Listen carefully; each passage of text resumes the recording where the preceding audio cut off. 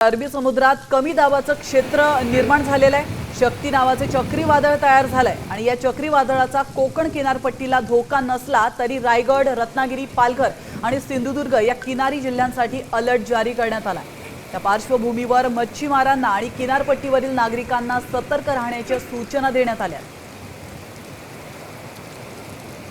या परिस्थितीचा आढावा घेतलाय आमचे प्रतिनिधी विनायक वंजारे यांनी। हवामान विभागाकडून शक्ती चक्रीवादळाचा इशारा देण्यात आल्यानंतर आपण जर बघितलं तर मी आता जो आहे तो वेंगुर्ल्याच्या समुद्र किनाऱ्यावर उभा आहे। या ठिकाणी लाटा ज्या आहेत त्या जरी उसळलेल्या नसल्या तरी काही प्रमाणात समुद्र खवळलेला आपल्याला इथे पाहायला मिळतोय।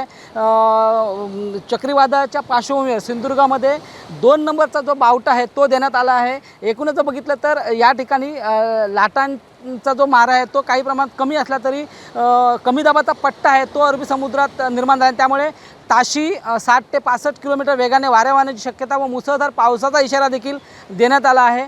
एकूणच बघितलं तर चक्रीवादळाचा जो परिणाम आहे तो थेट कोकण किनारपट्टीला जाणवला नसला तरी सिंधुदुर्ग, रत्नागिरी, रायगड असेल, मुंबई असेल या ठिकाणी ह्याचा काहीसा परिणाम जाणवू शकतो असंही हवामान विभागाने सांगितलं। त्यामुळे मच्छीमारांना देखील सतर्क राहण्याच्या ज्या आहेत त्या सूचना देण्यात आल्या आहेत। आता isakal.com आहे देशातील नंबर 1 ची मराठी न्यूज वेबसाईट। प्रत्येक अपडेटसाठी isakal.com ला नक्की भेट द्या।